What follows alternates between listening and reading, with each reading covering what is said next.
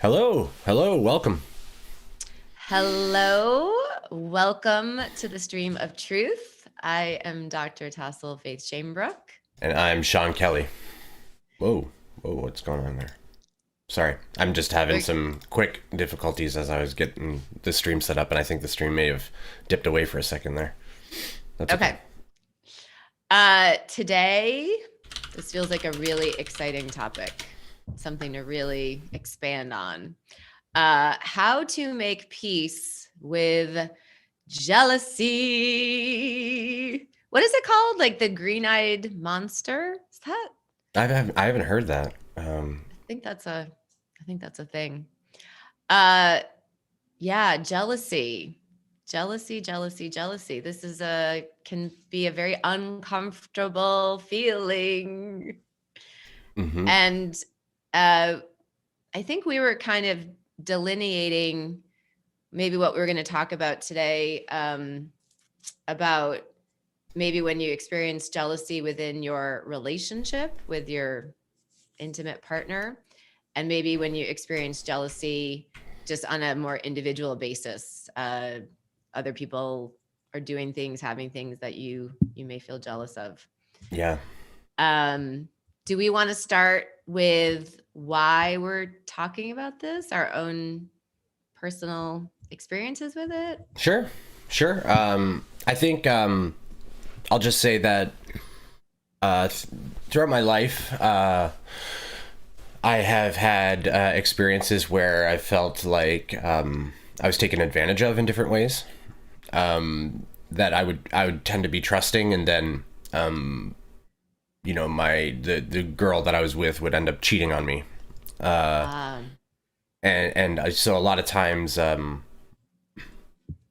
that's sort of what would happen is cheating, or just dishonest behavior that was sort of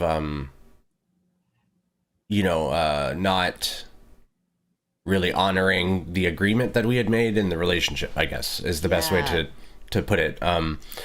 And so now my perspective on it is a little different. So now when I have jealousy come up, I start to notice that it really doesn't feel good to think this way, and that that story isn't really serving me. It's not really helpful for me to feel like I'm jealous of people. And so this jealousy shows up. I think I mentioned it last stream. I talked about, I think, Aaron Abke, and how I can be like, look at this perfect man. So that's one way that jealousy can come up, is we're always comparing ourselves to others. And so I guess what I noticed is, as much as I like to believe I don't do this at all, I still do it a little bit. And I still have some of these experiences a little bit. And had quite an intense experience with you the other day. And should I go into that at all, or? I think it would be great to share, and I'll Sure. share some stories too. Sure. So I won't go into all the details, because the details aren't super important to the jealousy topic. But basically what I'll say is that Tassel was having some difficulty in an area, and was sharing it with me. So I did what I thought was best at the time. And what I thought was best at the time was I was sort of offering advice, and I was kind of in a place of like trying to help use what I saw as wisdom to sort of help move through some of the challenging feelings that were coming up, is the best way that I could describe what I was trying to do.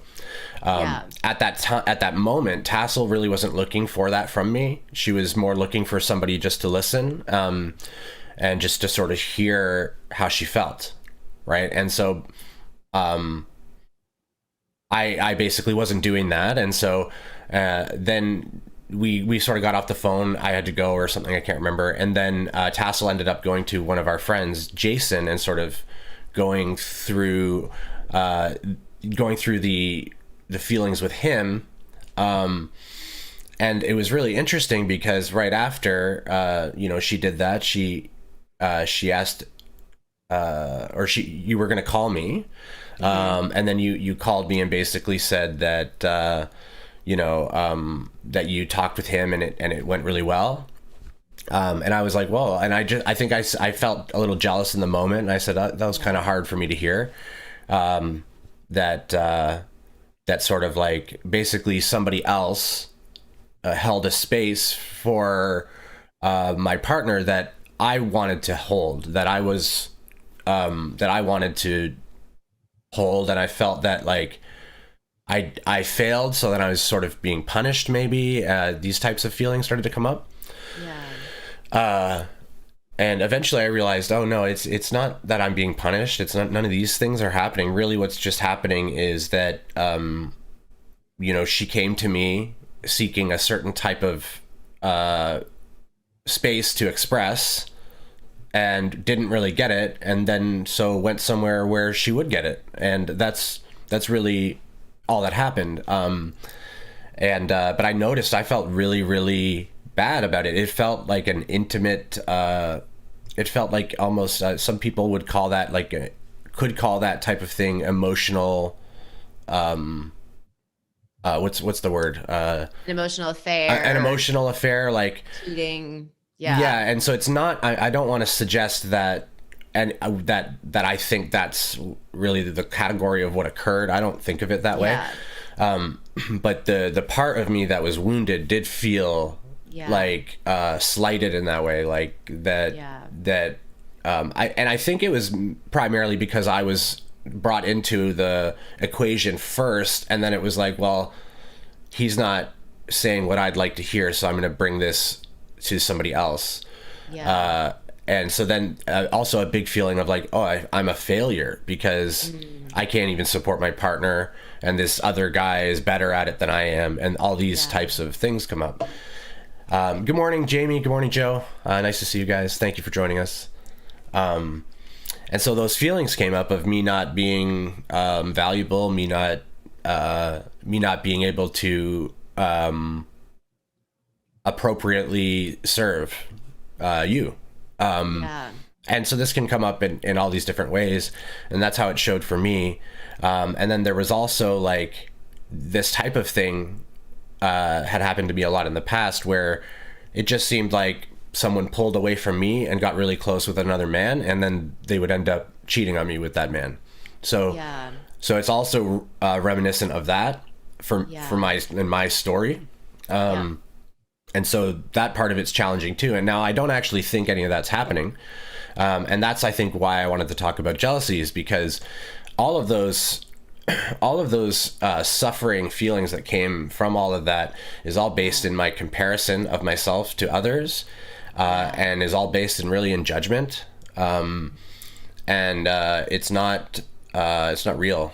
Like the feelings are totally real, but the concepts that I'm using to arrive at those feelings are misguided. And so I had to dissolve that and like let go of that. I realized that I had this really big preference, almost a codependent need to be the rescuer or the hero for Tassel, and that holding that identity, holding that role, and being like, I'm the one who does that for her, is painful to hold when I'm not the one who does that for her.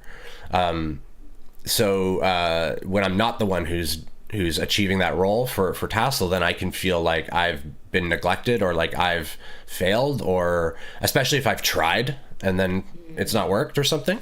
So I really think it's an important topic, because a lot of this stuff is essentially some of our roles coming up that we feel that we're good at, or we feel called to perform, that the person doesn't, another person may not want those roles right from us at that moment, and then we take that very personally. And of course, so I'm mostly talking about jealousy where it's the fear of something happening that's untoward. If you're jealous, if you're in a closed, like a relationship that's dedicated to each other and not in an open type relationship, and they start to have interest in other men or something, and they start to go and be with other men, but you're aware of it, that type of jealousy can come up too. But if both people are agreeing, then there's nothing really wrong happening. And so I'm primarily talking about where all this fear comes from, and how it tinges our experience of what's going on and causes us to sink into this resentment, guilt, shame, and all this suffering, this fear. And it's a tough one because, I think almost like kids, when we have a toy that we love and we have to watch someone else play with it, and we're like, that's my toy. That's my toy. What? Don't take my toy. That's me, my toy. Please. And, a couple times people have walked away with my toy. Yeah. And there's some post-traumatic stress you there. Don't walk away, please, with my toy, because I would like to play with it again. Right? Yeah. That's sort of like how I like to see it. Like, a lot of us, we think that we've grown up and moved out of these, but all we've really done is reassigned where our toys are, reassigned our possessions and what we value. And so instead of valuing a fire truck toy, we value a relationship, but we treat it as a possession. We treat it as a toy. And so that's sort of what I started to notice in myself, is that I was being stupid. And I don't know how else to describe it. And I'm not trying to say that if you're jealous, you're stupid. This is just how I felt about myself. In the moment. Yeah. I was like,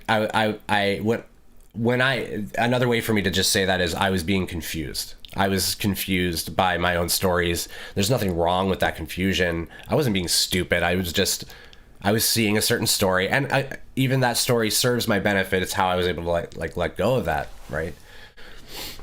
You've said so much and shared so honestly and vulnerably. It's amazing. Thank you just for shining your light and speaking your truth. It's so admirable. So much of what you said, so profound, and some things that come up for me from what you said is, okay, whenever we're in an uncomfortable situation, can we have this orientation of curiosity towards what's going on internally, and then maybe what's going on in the external relationship? And that so many gifts can come from this. And again, I feel like this is kind of like irritating to hear, like, oh, I'm feeling jealous. It's really painful. And you're talking about gifts, when we're like yesterday, we were talking about like having gratitude, and sometimes these things seem irritating.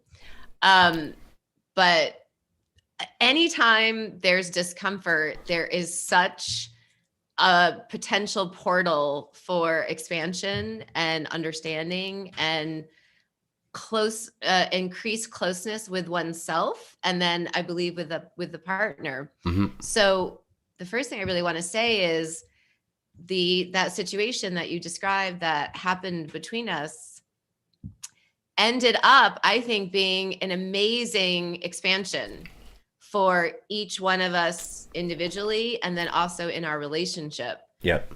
And it just seems like whenever there are painful, challenging emotions, when we really go into them and talk about them and self-reflect, this is always what happens. Mm-hmm. So I just think, first of all, we can kind of greet these situations with some excitement that something is going to shift if we really allow ourselves to lean into it and explore and get all into it. Mm-hmm. And I think so much of what you said, I was resonating with that. If we do feel jealous, really in any situation, whether it's, for me, it'd be like another woman with you, maybe you're having a great talk with another woman or working with her or something. So for instance, that would just bring up maybe my own self-worth issues. Mm-hmm. So I mentioned this on a stream a little while ago. There was a very attractive young, I think, psychiatric nurse who contacted you and maybe wanted to do some Oh, work it with was a you. psychiatrist. Okay, a Yeah. psychiatrist, and so this brought up some feelings of jealousy for me. I think because she was really attractive and she was very young.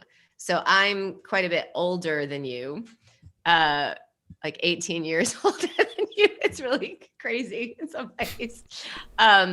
So like the whole younger woman, Hmm. story in our society, like that's somehow preferable. That situation brought that story and that programming up for me, and I Hmm. had to look at it. So in these situations, we're always being shown our own shadow, and usually our own maybe little uh gaps of self-worth. Oh, I have a Hmm. little gap of self-worth right there Yeah. that it's triggering me.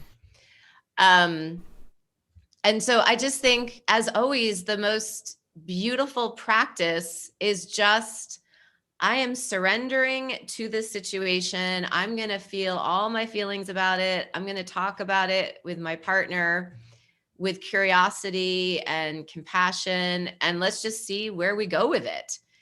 And that's what you and I ended up doing yesterday. And one of the gifts for me from the conversation was I didn't really realize how important you held our emotional intimacy. I did not realize that what I did would be hurtful to you. And so now I know that, which is great. And then also it made me feel really close to you, that you value that, because I value that so much as well. So I think these situations can bring so many gifts to us personally, like, okay, where are my gaps in self-worth? And then so much more intimacy with our partners when we can talk about things. Hmm. Um, and in all these situations too, we talked about this yesterday, that to me it seems healthy that we can state our preferences. Like like all in all, like I'd love if you had a problem, if you came to me first, to state our preferences, and then also to accept if that doesn't happen. That's not a rule, Yeah. but it is a preference. And I think all of these things just create, this is what a relationship is. This is what creates that security and safety and um, mutual understanding in a Hmm. relationship. And to me, that's what creates closeness. Yeah. Is Interesting. that, Yeah. like, the more we have these sorts of situations and the more I get to know you, the closer I feel to you. Like okay, I think I really understand him, and I think he's really understanding me, and that we can be ourselves and that we can be vulnerable. And I just thought it was so amazing yesterday that you shared so much about what you felt, and to me, in a very vulnerable, very honest way. I mean, I thought it was amazing. Good. Yeah. I'm glad. It didn't seem that insightful to me or anything. It didn't seem super. I think what I've learned in the last couple weeks is, regardless of how intense the feeling is, um, that I can handle it and that I can move through it. Yes. Because this was a really intense feeling for me. It was really, really, really triggering for me. Yeah. Because I think also this has happened a few different times with this particular individual, that I felt this way, and I don't think I really talked about it that much. Mm. That there were just a couple of other times where it felt like you went to him instead of me. Yeah. Uh, and most of those times were, maybe I wasn't really available, Mhm. like I was with my kids, or things like that. And but then I could be like, if I was more available, then, or if I was this, if I was that, if I listened better, then maybe she would have been Yeah. able to come to me. It was all self-judgment. Yeah. And what I realized, basically, God just said sort of, when you're in those low states about yourself, the more I disagree with you, the more bad you'll feel. Like, basically, that if I believe that I have no value, the degree to which I believe that is the degree, the potency of the emotion of, like, a negative emotion is going to come through, because God does not agree with me, and I'm disagreeing with God in the moment. And so that was really eye opening for me to. Wait, I want to. Oh, sorry. Didn't mean to interrupt you. No, that's okay. What were you Oh, gonna I say? just want to get this straight because it seems really profound. Are you saying that when we feel a very intense, painful emotion, it's because we are so out of the truth Yeah, and our higher self, God, has like almost the opposite orientation? And yeah, then the feeling of feeling so bad is just that we're so out of line with the truth. yeah. It's kind of like God's reaching to you to Yeah. say, "Come back to me." Yes. And what that means, come back to me, is come back to yourself, your wholeness, your perfection. Yeah. And so the more you sway away from that, the worse it will feel. The worse the feeling. And you're just basically turning away from God in that moment. You're turning Yeah. away from the divinity inside of you, Yes. and forgetting your power and your importance and your value and how beautiful you are and how smart you are and whatever it is. You're forgetting these things, and Yes. God's not going to go there with you. So Yes.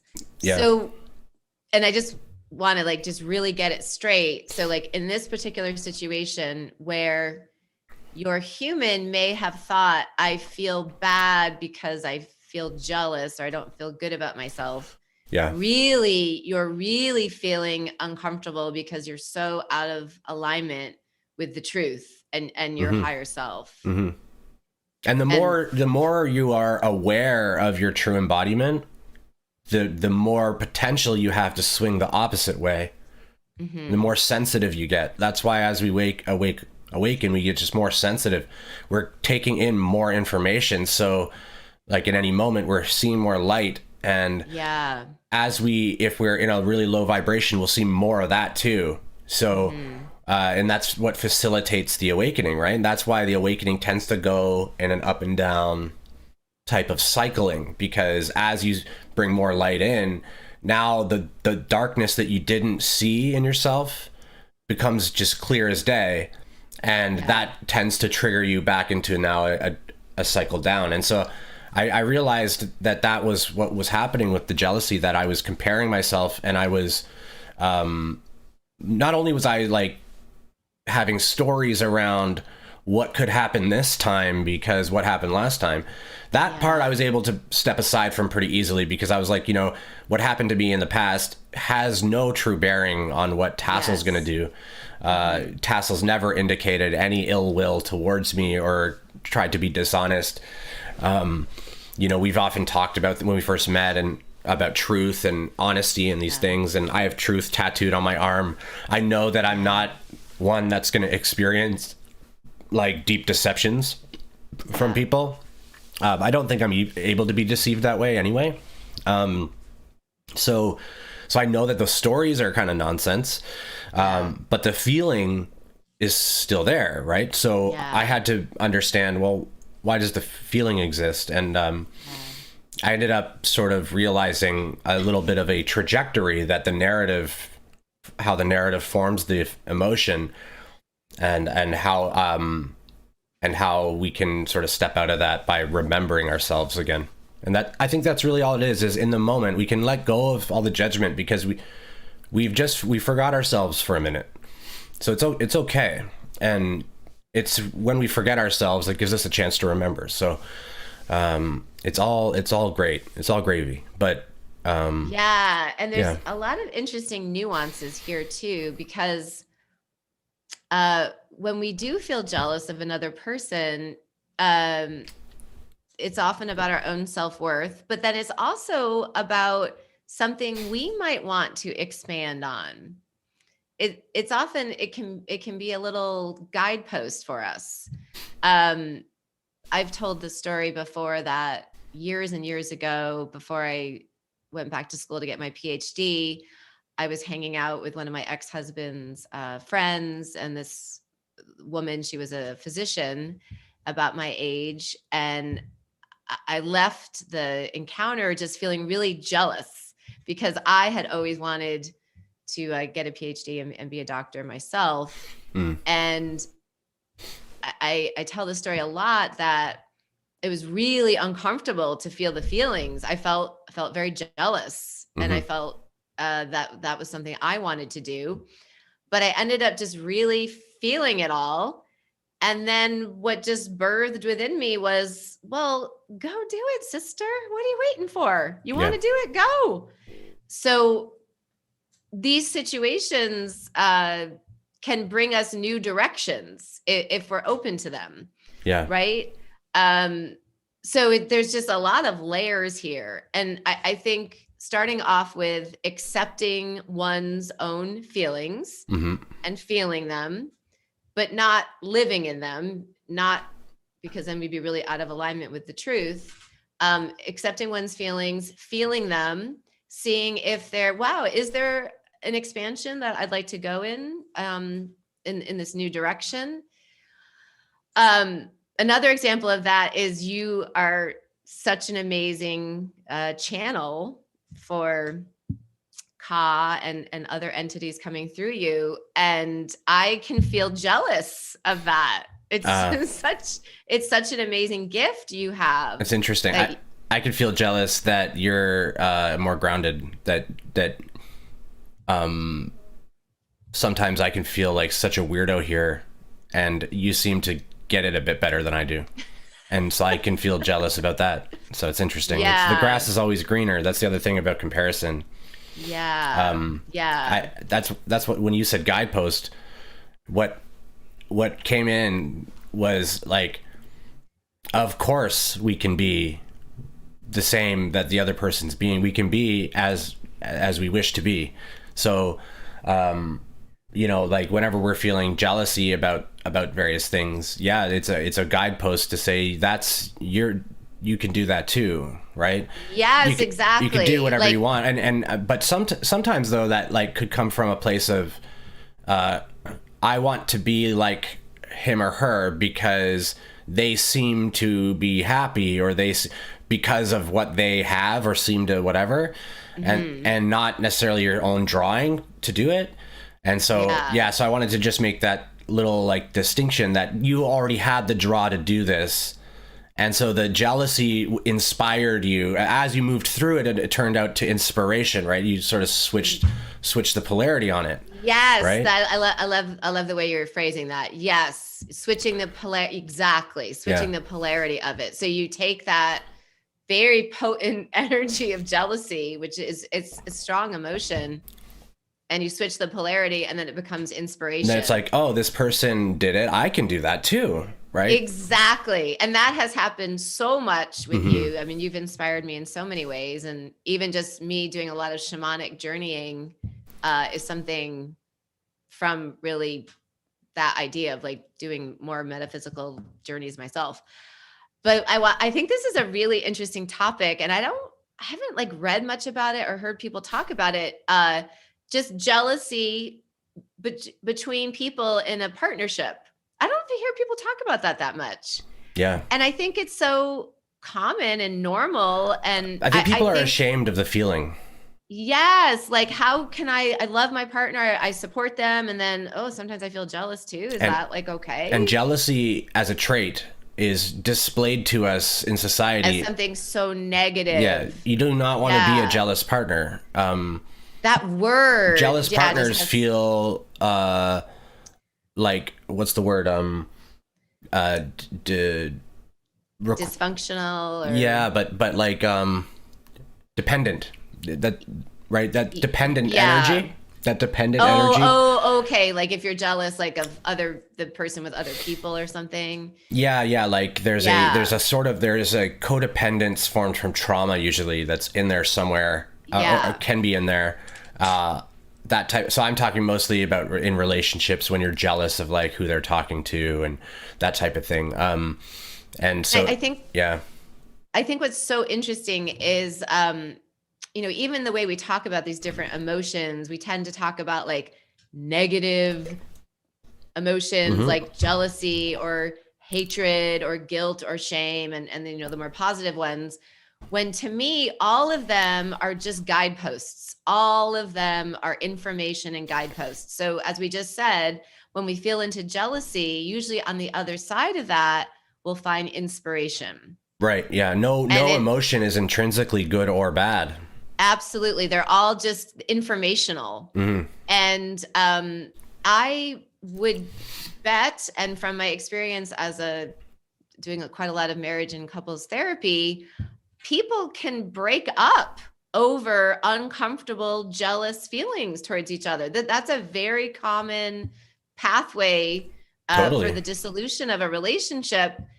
And it's often because the person feels so uncomfortable feeling the jealousy, Hmm. and getting just kind of stuck on that first level of just shame. Hmm.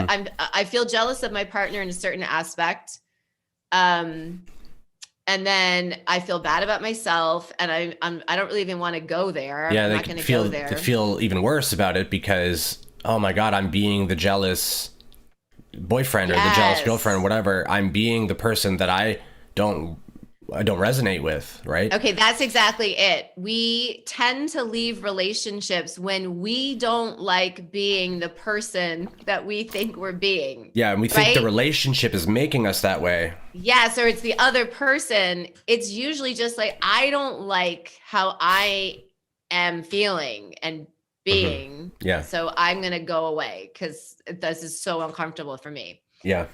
And then when we have the courage to stay and feel into the discomfort, then there's usually like so many gifts on the other side. Yeah. Yeah. And you Um, usually move past the discomfort. So, like, what I realized, for example, in our situation, is that I do have the preference for us to work on things together. However, that whole situation allowed me to realize that my true preference is just for you to do and receive whatever you need from whoever.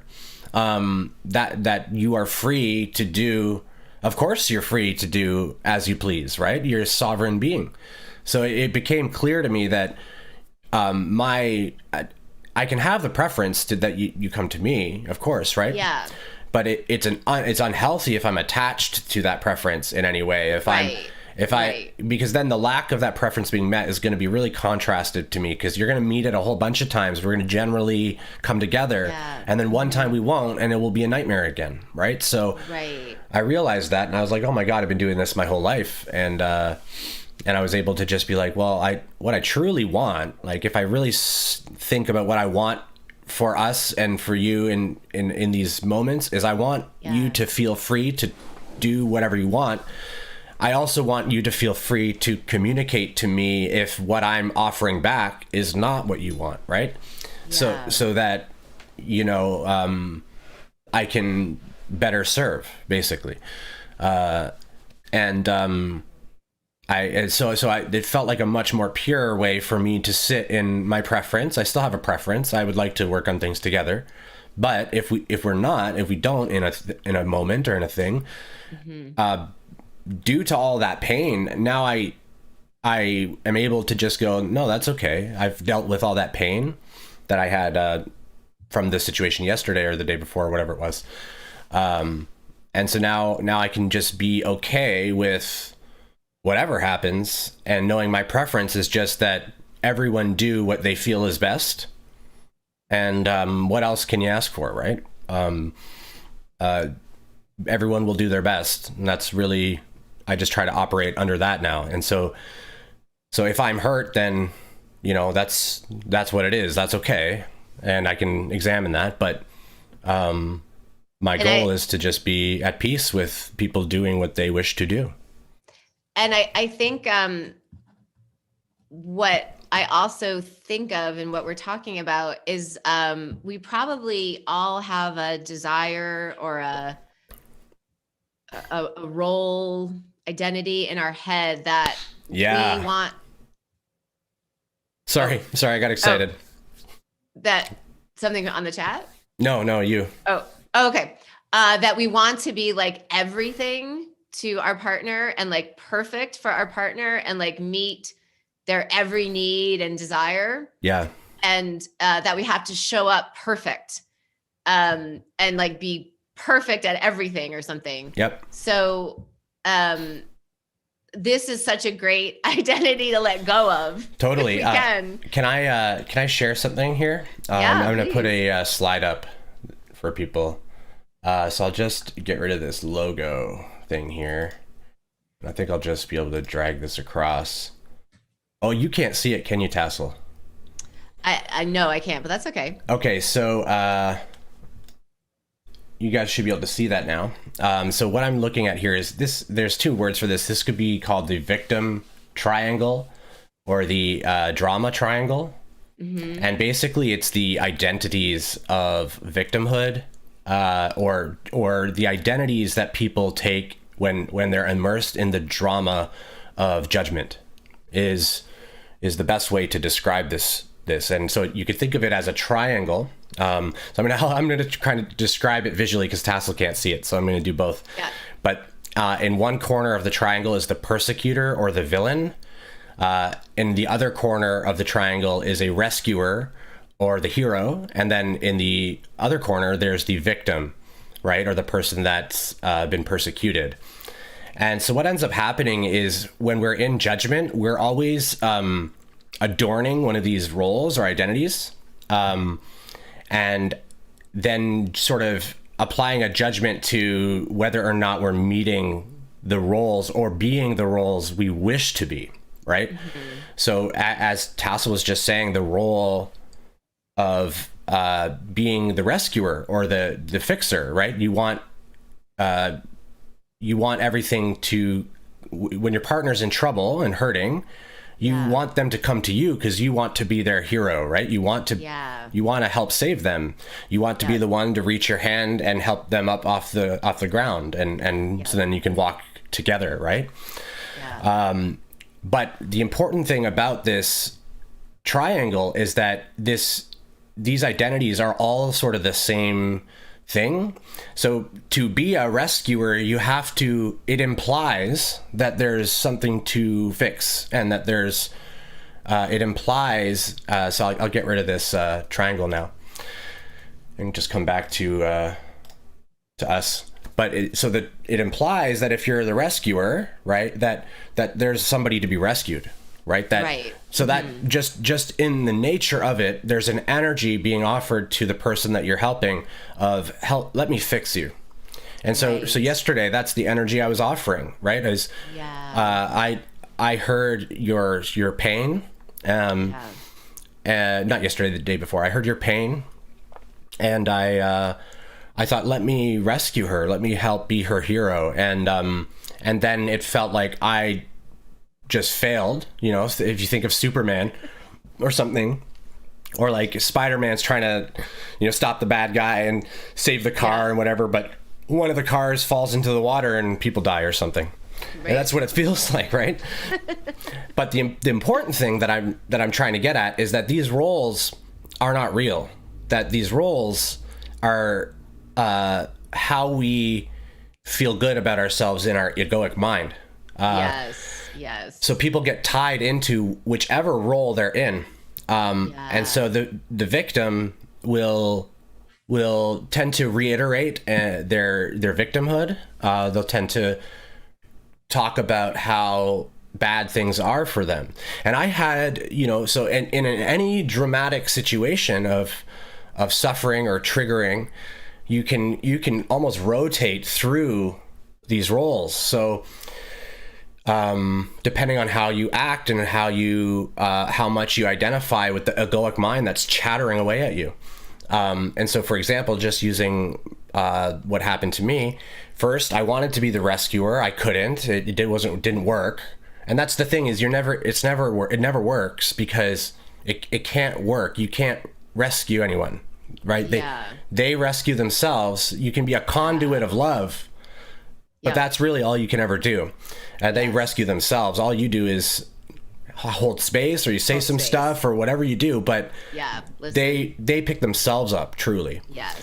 Absolutely. And so you can never actually accomplish that goal. And none of these goals are ever accomplishable. That's the other consistency between these roles. So when you're the victim, then so then I felt hurt, and I went into the victim, and I'm like, why would she do this to me? And then also you kept bringing him up after I said, and you didn't mean to. We talked about this after, sort of laughed about it. That like, I was like, oh, that's pretty unsettling. And then you're like, anyways, so Jason did, right. And I'm like, good. Yeah, this is good. Great. This is lovely. So then I felt really bad for myself, though, right? I started to be like, look, she's a persecutor. She's a villain. She's doing this on purpose. There's no way that, I just told her. So I'm like, I started to do that. And then I'm like, yes, she's the villain. And then, part of me wanted to be mad at Jason as well. Like, he's the villain because how dare he love my partner? How dare he? Who does he think he is? Right? Like, so the ego's insane is what it is. It's insane. Just having a field day. So when I just sit and honestly point at that, and I can, sit here and then express it to you guys as well. Like, it's obvious the ego's insane. Like, it's never satisfied. If I can't be the rescuer, fine, I'll be the victim. Oh, that doesn't feel really good either. Maybe I'll be the victim now. So then we come full circle or into the victimizer and the villain. Maybe I'm going to lash out now. Maybe I need to attack, right? Because that's how I protect myself. So the whole triangle just gets bounced around. In the drama, people project different roles onto the other people involved. It's all based in judgment and egoic role identity, holding on to egoic roles and identities. And when we step back from that, we can see all that insanity that is, and realize that really we just got to stop judging ourselves so much. So interesting. As you were really humorously describing your circling in all these different roles of your ego, I was thinking of, like what normally happens, like, let's say if there's a couple and then one of them does have an affair, so much villainizing usually of the person that the partner had the affair with, and victimizing of the self, and all these roles that the human kind of wants to get into. And it's always because the feelings underneath are just really uncomfortable. So easier to project and take on these roles than to just go within and feel the feelings, and then have the sometimes uncomfortable discussions with the partner. Yep. But the gold that comes through when we do that harder work is just so great. And even just if we are able to at any point in these situations to like zoom out, like, oh, look what my human or my egoic mind wants to do here, wants to be the victim or wants to make someone the villain. Like, oh, just like, look at that. Yeah. I like if we're just conscious, if we can just remain conscious in these uncomfortable situations. And the way that, like, at first it just becomes, you start to be able to observe it, not so attached to it. What I like to do is just when I notice it, I notice it and I say, that's my false identity. That's not for me. And I just say that. I say it out loud usually, or mumble it to myself, sort of, depending on what's going on. Like, years ago when I used to be quite judgmental. When I would see people walking around the street, I would think, oh, that person's ugly, or that person looks poor, or that person, whatever. This was very common to just pop in. It's not like I meant, Eckhart Tolle often says, you don't think thoughts think you. Thoughts arise, and you don't pick and choose from the programming, right, from the programming, and from the consciousness that you're a part of. The collective conscious. We've been programmed to judge people. Yes, and thoughts arise, and what we're really doing is saying, if I looked like that, I would not feel good about myself. Therefore, that doesn't exist in me. Look at it, that over there outside of me. That's not Yeah. acceptable. And so what we're really doing is just saying, I don't accept myself. I don't accept myself. I don't accept myself.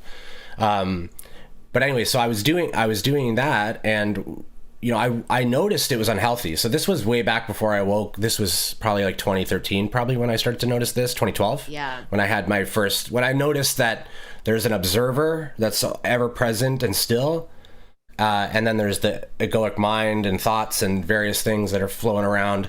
But I noticed there's not a separation, but the witness. there's the witness. I noticed the witness. And so I started to want to fix that. And that's the best way I can recommend doing it, is basically whenever that happens is just saying, no, that's a story. That's not for me.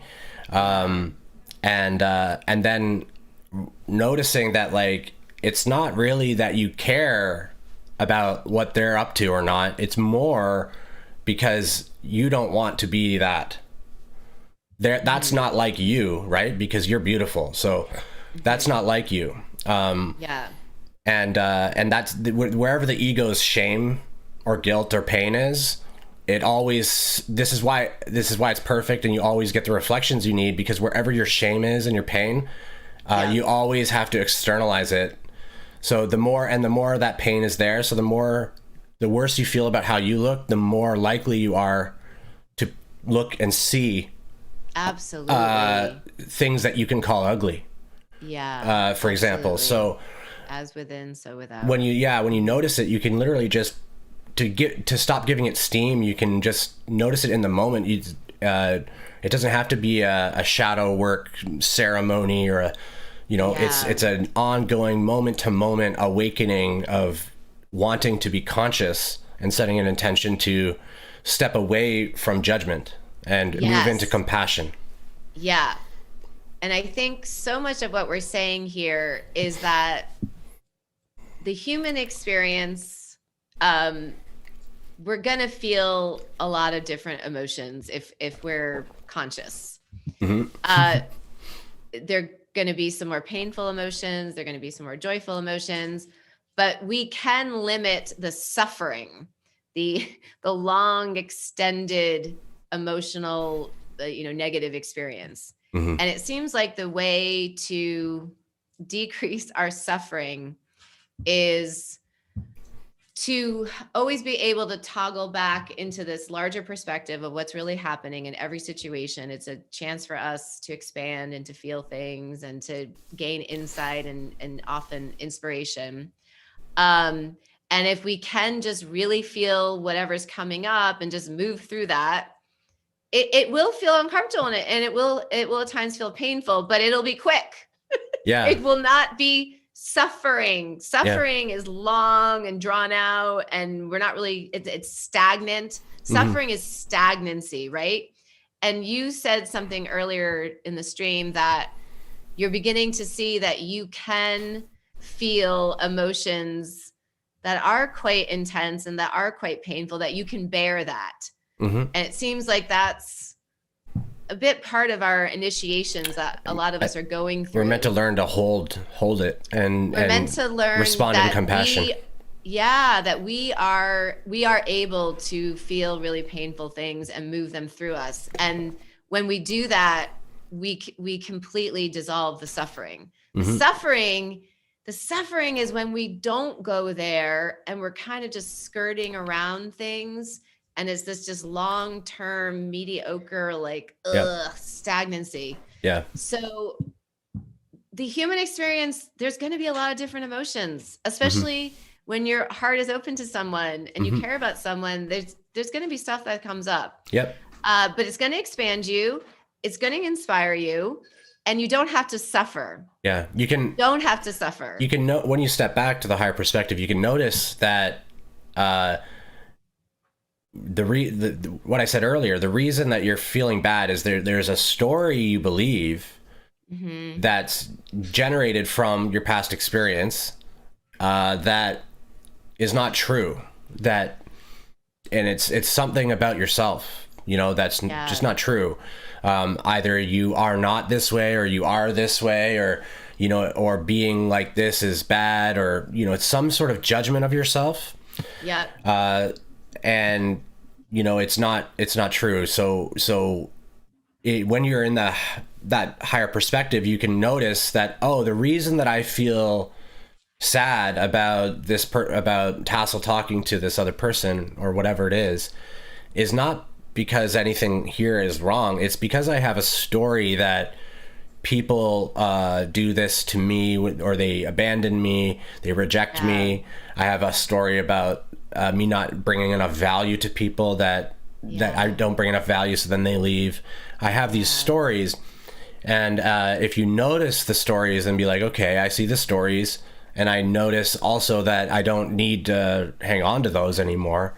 You can just let the stories go, and then they may pop up here and there, but once you've seen the story, it becomes quite difficult to like forget that story's there. It becomes quite difficult, and so what ends up happening is every time this approaches again, you sort of click in and you're like, oh yeah, I forgot I have that story. Yeah, that's nothing.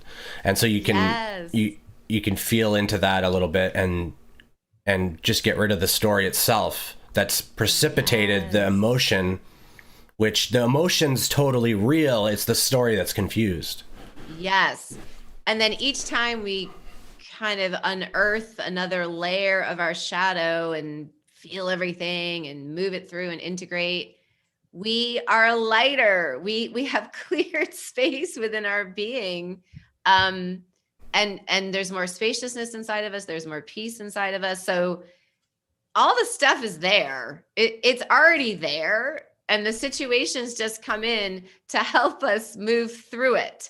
Mm-hmm. It's already there. Yeah. So it's a gift. It's hard to always remain in that mindset, but it is a gift. Anytime there's an uncomfortable situation that comes in, it means you're going to you have the opportunity to move something out. Yeah. And the Fool card comes to mind, where you're walking out off the cliff with a little rucksack, like no possessions, the rucksack is your stories. Baggage. That's your stories. Yes. And so what you want to do is be honest with yourself and be like, I have a Santa sack that I can't even carry, that I'm just dragging. And of all these stories and identities and misbeliefs. Yes. And it kind of smells bad too. And so you're like, yes. and then you want to, go, you meet other people on your travels and you're like, hey, look in my shitty, smelly sack at all these stories I have. Look at how much I'm a victim and stuff like that.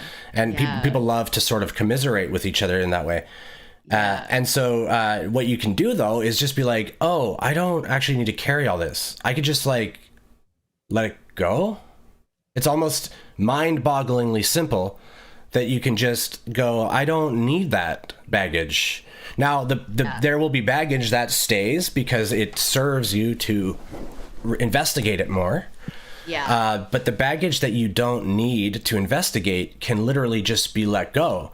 And then you're so much, like you said, you're so much lighter. There's nothing weighing you down. There's not, there's no problem anymore. And you don't have to go back into the smelly bag and look at all your garbage. It's in the past. It's let go, and off you go to form new positive stories that you don't attach yourself to so much anymore. That for example, if you want to be compassionate, you don't chastise yourself if you're not compassionate.